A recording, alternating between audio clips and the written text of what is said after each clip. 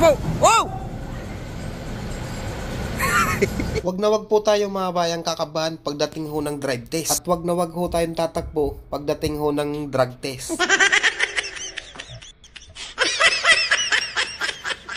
Magandang araw po mga bayan, welcome back po sa aking channel, Kabayan Official Vlog. Sa mga hindi pa po nakapag-follow sa aking Facebook page, Kabayan Official Vlog, please follow and subscribe na din sa aking YouTube channel mga bayan, Kabayan Official Vlog. So maraming salamat po. So for today's vlog mga bayan, so ang topic natin ay pag-uusapan natin kung bakit nga ba ganito na lamang yung road test dito sa DLTV ko. So hindi po siya madali, lalong-lalo na po sa mga baguhan. So dahil nga po dito sa previous video ko na natawa po tayo, so hindi naman po natin pinagtatawanan yung driver. So diyan ganito lang po talaga ako mga bayan. So pasensya na po sa mga hindi po nakaunawa dyan. So masayahin lang po at palatawa mga bayan. So bakit nga ba ganito mag-drive test si DLTV sa mga baguhan nating empleyado or mga aplikante na gustong mag-apply dito sa DLTV ko, gusto maging part ng company, gusto maging bus driver dito sa DLTV ko. So, payo ko mga bayan sa mga nag-a-apply pa na dyan, huwag nyo madaliin ho yung pag-atras nyo dito sa lubid. Pwede naman ho kayong bumaba kung hindi ho kayo sigurado. Ang importante ho dito ay maipasok nyo at hindi kayo dumikit sa lubid. Wala hong sinasabing hindi ho pwede kayo bumaba. Pwede nyo hong tignan kung hindi kayo siguradong ipasok. Pwede nyo ho rin tignan kung malaki pa yung clearance nyo sa harap or sa likod. Ang importante ho ay maipasok nyo na maayos. So, i-share ko po sa inyo dito sa video ito mga bayan kung bakit gano'n na lamang kasikip yung kailangan nyo pag-drive testan. I-share ko po sa inyo, ipapakita yung terminal namin dito sa Buendia. So, dito po kasi sa Buendia mga bayan, medyo masikip po yung namin, yung terminal. So, talagang kasya ho lang yung bus. Wala ho isang dangkal kabila ang gilid ng bus. Sa GoPro po mga bayan, kung titignan mo, parang alayo pa ho, di ba? Pero sa personal ho, ay nako, wala na ho isang dangkal yan, mga 2 pulgada na lang ho or 5 pulgada kabilaan yan mga bayan. Ay talaga namang napakasikip din eh, at napakarami na yung bus na nagkasabit-sabit din eh mga bayan. Terminal namin dito ho sa Buendia. So sa oras na ito mga bayan ay pipila na ho pala tayo biyaheng Lemery. So dala po nating bus ay 574. So dahil papasok na tayo, pipila na tayo or pipwesto na tayo dito sa ating pwesto, sa pwesto ng Lemery. So kailangan pong umabante itong isang bus para makapasok tayo. Yan, panoorin nyo mabuti mga bayan para tayong pumasok sa napakasikip na butas. So dinadala lang ho natin yan sa dahan-dahan takbo. Ito ho, kailangan pong umabante ng isa para makapasok tayo. Tingnan nyo yung kanto doon ho sa may poste. So bakal ho yan, ako po ay napakadelikadong sumabit yan. Pagka tumapat na ho yung gulong natin doon, ay kailangan ho tayong bumira ng todo pakaliwa, tsaka balik diretso. Tsaka aatras na din ho yung isa, yung katabi nating pila na Batangas po yung biyahe nila. Talaga namang napakasikip dyan mga bayan. So yun nga mga bayan, dahil sanay na tayo dito sa pabalik-balik, nakailang balik na tayo dito at hindi na mabilang kung ilan, ay talaga namang hindi na ho tayo nasabit. Kailangan lang ho ng dobling pag-ingat.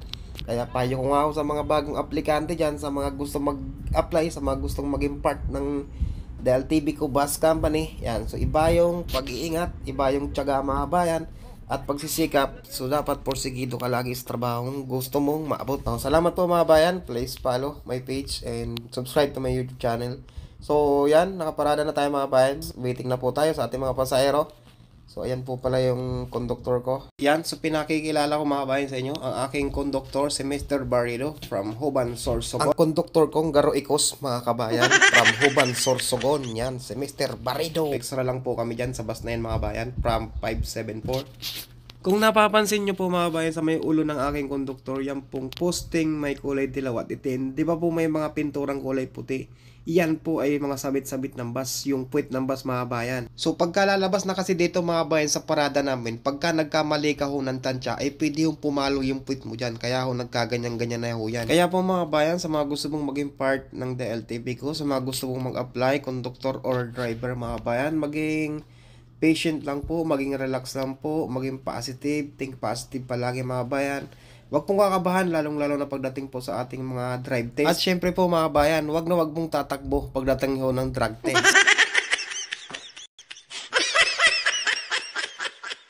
Mababait naman po mga bayan yung ating pong mga driver instructor. Huwag na huwag po tayo mga bayan magpapadala ho sa kaba. Dahil pagka kinabahan ho tayo habang ginagawa natin ho yung pagdadrive test, ay hindi ho tayo makapag-focus niyan. Kaya good luck po sa mga bagong aplikante ng DLTV ko. So that time mga bayan, pabalik na po tayo ng Lemery. So maraming salamat po sa inyo pong pagtiwala, pag-subscribe at pag-follow sa aking Facebook page, sa aking YouTube channel. God bless and ride safe. Stay safe po sa ating lahat mga bayan. So samahan niyo po kami ng aking konduktor na bumiyahe papuntang Lemery. God bless and maraming salamat po muli.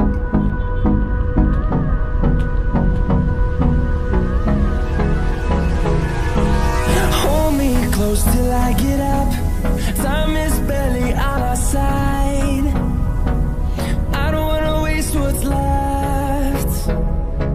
The storms we chase are leading us, and love is all we'll ever trust.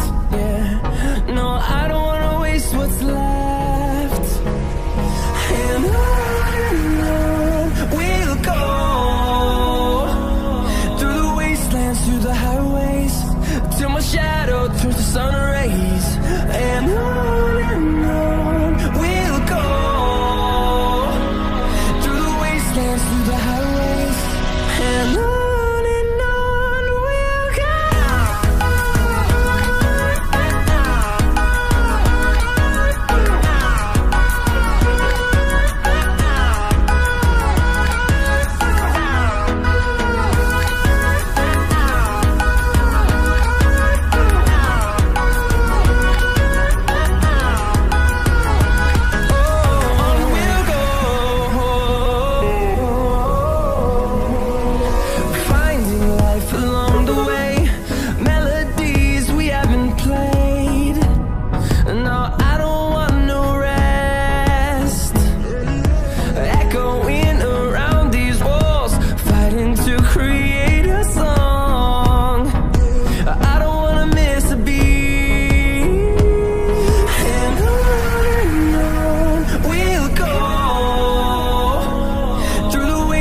Through the highways, till my shadow turns to sun rays.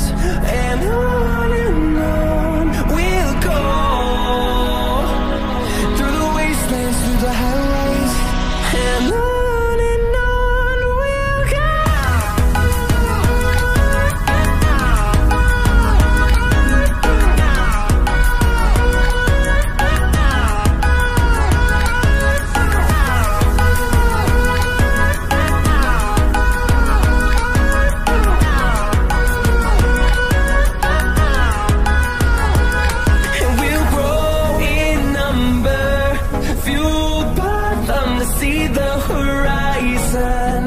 Turn us to thousands, and we'll grow in number, fueled by them to see the horizon. Turn us to thousands, and on we'll go,